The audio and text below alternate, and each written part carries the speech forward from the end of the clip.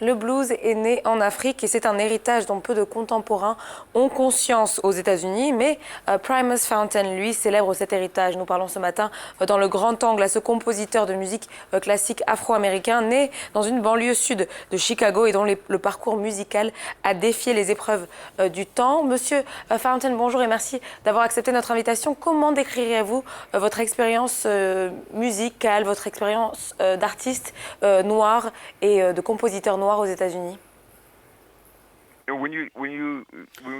Quand nous parlons d'expérience en musique, nous parlons de comment expérimentez-vous la culture, comment ressentez-vous la façon de vivre en général, parce que ce qu'elle n'est pas séparé des questions sociales.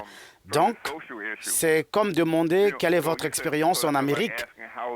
Je ne peux pas séparer mon expérience en musique de mon expérience de vie en général.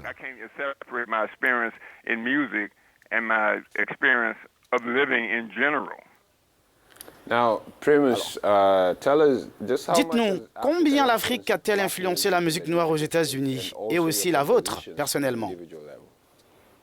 Il est dit que le blues, ce que nous appelons le blues, vient de personnes qui ont été réduites en esclavage. C'est elles qui l'ont apporté aux États-Unis. On parle bien des Africains esclaves. Et cette musique qui est populaire dans le monde, vous pouvez dire qu'elle est issue des peuples esclaves venus d'Afrique. Bien sûr, ils sont allés à différents endroits en Amérique du Sud, aux Caraïbes, mais les esclaves qui ont été enlevés et amenés aux États-Unis, ils ont développé un type différent de musique aux États-Unis. Et le blues, ce que nous appelons blues, est si vaste. Les gens aux États-Unis ne sont pas vraiment conscients de cela, parce que les gens qui ont emprunté à cette musique sont considérés comme ceux qui ont développé et créé de l'émulation autour de cette musique. Je pense que c'est la troisième exportation des États-Unis. Elle se classe au troisième ou au quatrième rang en termes de profit financier. Mais les gens qui l'ont développée n'en ont presque tiré aucun profit. Même le rock'n'roll, cette musique s'est développée grâce aux Noirs. Vous voyez l'immensité de ce que l'Afrique a donné à la musique.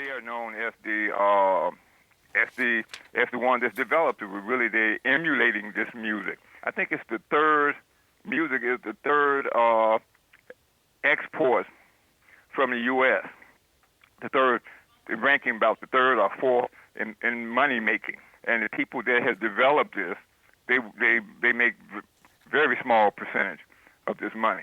Like even rock and roll, that music developed from the black people. All of this, the vastness of what Africa has given to music. Primus Fountain, une dernière question. Que pensez-vous, comment percevez-vous l'atmosphère actuelle aux États-Unis avec votre nouveau président Donald Trump qui a ordonné un décret plutôt restrictif en matière d'immigration? Vous savez, vous devez avoir une image globale des choses et pas seulement appréhender un événement isolé. Bien sûr, je suis pour l'existence d'un peuple ouvert aux autres et qui les traite aussi humainement que possible. Mais les autres ne ressentent pas la même chose. J'ai mon idée sur le meurtre des Noirs et si vous parlez d'immigration, bien sûr, ils mettent des barrières pour empêcher des Africains de venir aux États-Unis. Ils ne leur ont pas permis de venir aux États-Unis pendant un certain temps. Donc, je suppose que c'est ce qui se passe avec Trump. Mais beaucoup de choses ont été faites avant lui et cela va sans doute se poursuivre.